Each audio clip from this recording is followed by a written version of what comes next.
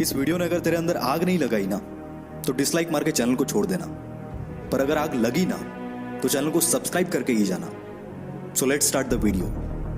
एक बंदे को उसकी कंपनी बेचने के बाद 1000 करोड़ मिला था। उसने वो सारा पैसा अलग अलग बिजनेस में लगा दिया और खुद रेंट से रहने लगा। कोई पागल ही कर सकता है ना ऐसा, क्योंकि कोई नॉर्मल इंसान होता तो गाड़ी बंगला खरीदने में ही बहुत सारा पैसा खर्च कर देता। यह पागल इंसान और कोई नहीं, इलॉन मस्क है, जो कि आज वर्ल्ड की कई लीडिंग कंपनीज का मालिक है और आज इसकी नेटवर्थ है 1,40,000 करोड़। और यह सब उसके पागलपन, उसकी जिद का ही नतीजा है। क्योंकि भीड़ के साथ चलना तो बहुत आसान है, पर पागलपन ही चाहिए भीड़ से हटकर कुछ करने के लिए। जिस बंदे को कभी उसकी भारी आवाज की वजह से रेडियो से रिजेक्ट कर दिया गया था, उसने जिद पकड़ी और वो मुकाम हासिल किया जिसके कई लोग सिर्फ सपने ही देखते हैं। जी हाँ, मैं बात कर रहा हूं अमिताभ बच्चन की। उनकी पहली सुपरहिट मूवी जंजीर आने से पहले उनकी 17 मूवीज फ्लॉप हो चुकी थी, फिर भी उन्होंने अपनी जिद नहीं छोड़ी और आखिरकार कामयाबी को भी उनके जिद के आगे झुकना पड़ा।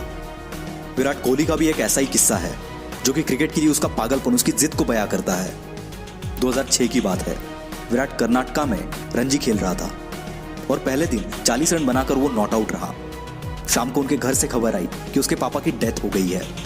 सबने एक्सपेक्ट किया कि विराट तुरंत घर के लिए निकलेगा। कोच ने तो यहां तक डिसाइड कर लिया था कि उसकी जगह पर और कौन खेलेगा, पर दूसरे दिन विराट बल्ला लेके स्पीच पे खड़ा था और इस हालात में उसने सेंचुरी लगाई और अपनी टीम को जिताकर ही वो अंतिम संस्कार के लिए निकल गया।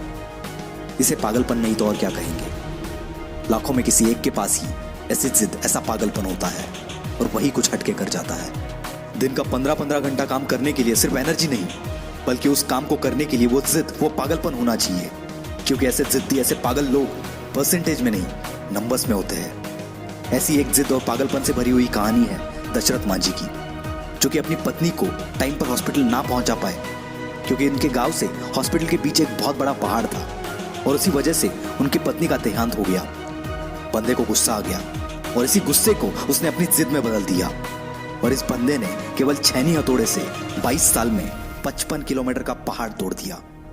यह पागलपन नहीं तो क्या है। ऐसी जिद तब पैदा होती है जब दिल टूटता है। कुछ लोग तो इसमें बिखर जाते हैं, पर जो इस दर्द को, इस गुस्से को जिद में बदल देता है, उस बंदे को रोकना नामुमकिन है। वो पागलपन ही है जब लोग ट्रिप्स प्लान कर रहे होते हैं और कोई बंदा अपना एम्पायर खड़ा करने के लिए प्लान्स बना रहा होता है।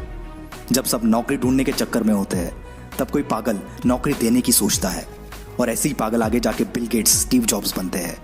ये पागल सक्सेस के लिए हमेशा भूखे होते हैं, ये कभी सेटिस्फाई नहीं होते। यही पागलपन, यही जिद, ये ना तो इन्हें सोने देती है और ना ही रुकने देती है। एक जिद्दी इंसान कभी भी शांत नहीं बैठेगा, 1000 बार फेल होगा वो, पर उसकी जिद, उसका पागलपन उसे और एक बार ट्राई करने पर मजबूर करेगा। और ये तब तक मजबूर करेगा जब तक सफलता इसके सामने घुटने ना टेक दे। और यही पागल इंसान, यही जिद्दी इंसान इतिहास बना देता है। यकीन नहीं आता तो हिस्ट्री उठाकर देख लो। भला कौन बंदा 1000 बार फेल होने के बाद भी कोशिश करना नहीं छोड़ता? कोई पागल ही ना।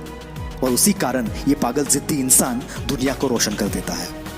जी हाँ, मैं बात कर रहा हूं थॉमस अल्वा एडिसन की। 65 साल का एक बंदा जिसे ऑलरेडी 1000 बार रिजेक्ट कर दिया गया था, फिर भी उसने अपनी जिद नहीं छोड़ी और KFC जैसी होटल्स की चेन खड़ी कर दी। जिस बंदे को अंग्रेजों ने उनके होटल में नहीं आने दिया, उस बंदे ने जिद पकड़ी और दुनिया का सबसे बड़ा होटल ताज बना दिया। दोस्तों, ये एक जिद ही है जो एक नॉर्मल इंसान को एबनॉर्मल बनाती है और फिर ये एबनॉर्मल लोग ऐसा कुछ कर जाते हैं जिसके बारे में नॉर्मल लोग सोचने से भी डरते हैं। इसलिए आपको जो भी अच्छा लगता है, जो भी आप करना चाहते हो, पागल बन जाओ उसके लिए और जान लगा दो उसे हासिल करने के लिए। क्योंकि जब तक ये जिद, ये पागलपन आपके अंदर नहीं आएगा, तब तक आप नॉर्मल ही रहोगे। और अगर नॉर्मल रह के ही मरना है तो ऐसे ही जियो, पर एबनॉर्मल बनना है तो जिद्दी और पागल बनना पड़ेगा। वीडियो अच्छा लगा तो ही लाइक करना, शेयर करना और हमसे जुड़ने के लिए नीचे वाले लाल बटन को दबाकर चैनल को सब्सक्राइब जरूर करना। This is will power star signing off for the day.